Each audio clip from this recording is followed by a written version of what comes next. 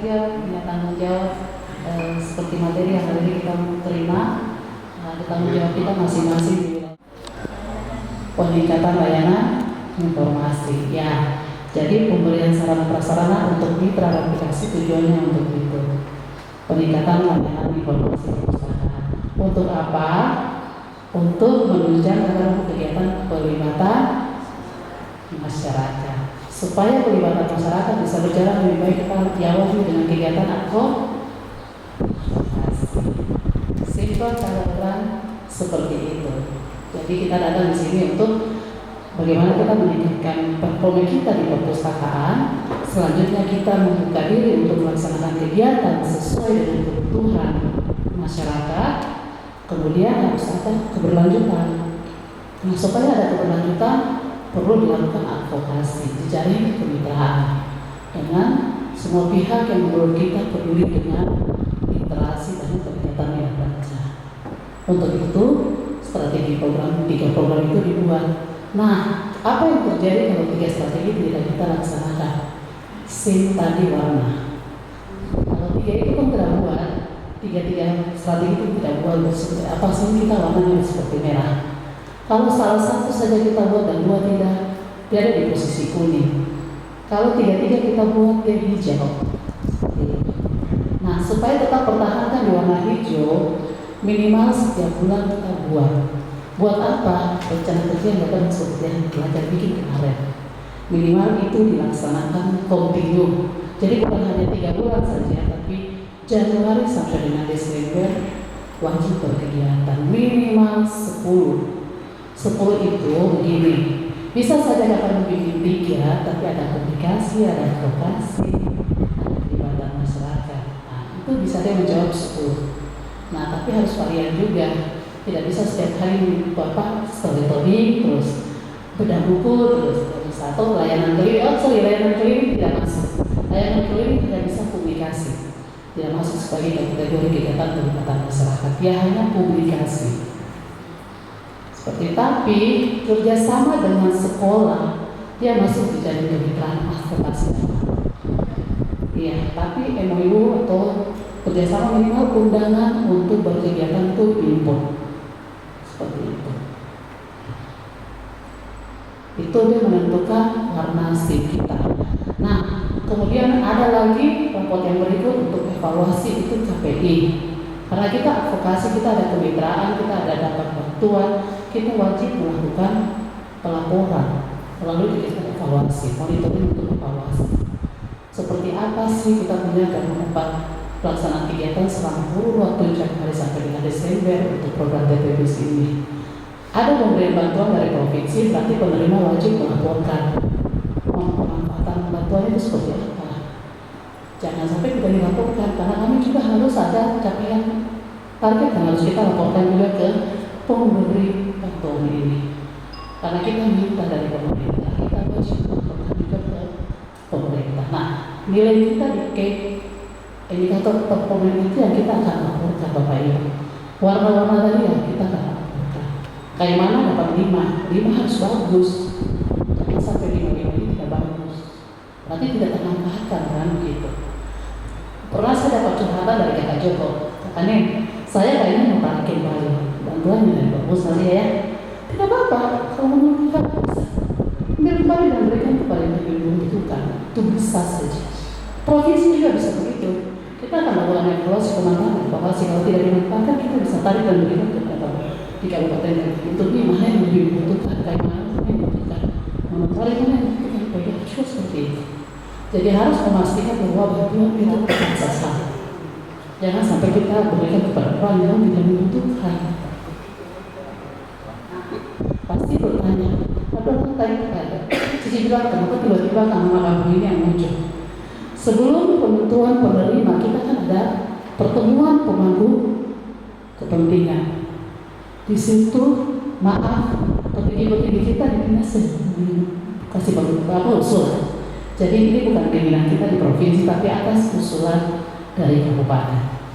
Dan sepertinya mereka yang mungkin menurut kabupaten layak untuk menerima bantuan ini. Dan seharusnya hari ini mereka yang duduk di sini.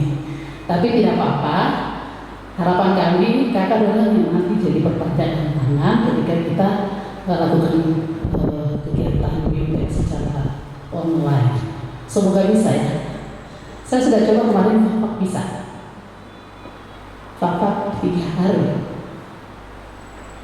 dengan materi 6 materi ini cukup padat karena kita memang lebih banyak mendengarkan. Materi hanya mengantar, tapi kita lebih banyak mendengar pendapat dari peserta untuk memastikan bahwa betul-betul mereka membutuhkan. Seperti itu. Nah, ada yang mau menanggapi tidak terkait calon penerima? Sudah dapat SK-nya?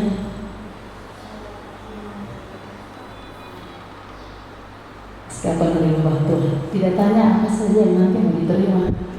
Penasaran ya? Iya. Rencananya sih kita mau kasih buku, rak, komputer, dan printer. Iya, jadi kita namanya juga aplikasi mandiri ya, meniru apa yang pusat buat. Nah, dengan harapan kabupaten juga harus termotivasi untuk melakukan hal yang sama. Tanggung jawab kita kalau provinsi 803 kampung, 803 kampung ini berat katakanlah kalau di provinsi, karena kita semua punya anggaran.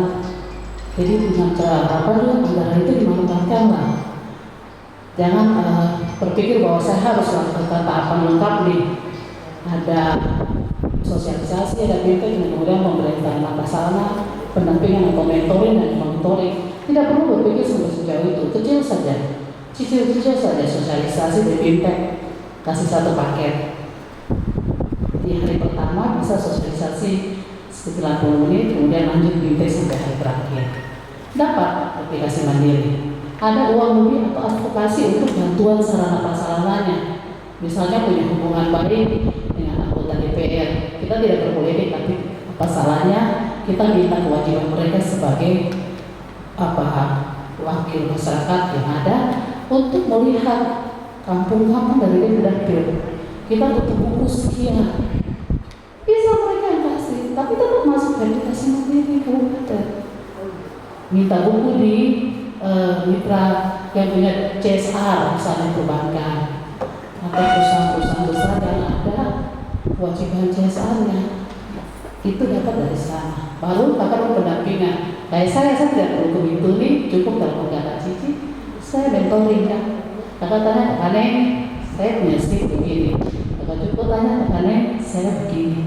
Saya bisa saja download buku PDF, saya kirim ke kakak semua itu buku. Jadi peningkatan sarana ada penambahan buku. Itu seperti itu. Jadi hal-hal jangan terlalu berpikir bahwa semua harus ada uang atau ketemu sebetulnya tidak. Manfaatkan kita punya potensi untuk berjejaring, untuk mendukung keberlanjutan program ini. Ya walau tahun sebelumnya kita bilang bukan debat bakal malu saja, pimpin hadap, mohon izin minta. Kemarin sudah belajar advokasi. Sudah tahu? Oleh faktor speed kan, di mana saja kapan saja kita bisa melakukan dengan siapa saja gitu. Tapi yang diinvokasi advokasi yang berhasil, bukan kita berdiri terus bapak selfie dulu sama advokasi yang bisa. Itu nanti dapat tolak yang Cici, kata Cici bilang minimal berhasil. Jadi misalnya kita narasumber untuk saya dari kemarin dari PGK mau latihan apa ya, minat baca dan tidak salah, betul ya pegang. Nah terus mintanya dari sekolah kan. Nah setelah berhasil baru bisa diinput sebagai advokasi. Kalau di awal hanya publikasi saja, jadi hanya foto waktu pergi pertemuan untuk menyampaikan dan undangan atau kerjasama MOU-nya itu saja. Tapi kalau untuk lengkapnya sebagai advokasi lengkap itu sampai dengan berhasil. Saya guru yang bersangkutan bersedia jadi narasumber di kegiatan itu baru berhasil. Tapi kan ada surat permintaan itu dijadi kerjasama kan, semua untuk menjadi narasumber. Itu ikut surat itu, buktinya screenshot suratnya untuk masukkan dalam bentuk link. Oke, cukup mudah dari kata sebenarnya impulsif. Tapi kadang ada yang mudah dan tidak bisa. Ya mungkin karena kita tidak semua punya kemampuan untuk bisa mengoperasikan aplikasi ya, menggunakan teknologi ini dengan cukup baik, itu bisa dipahami. Justru itu tugas-tugas mereka sebagai FASDA mendampingi.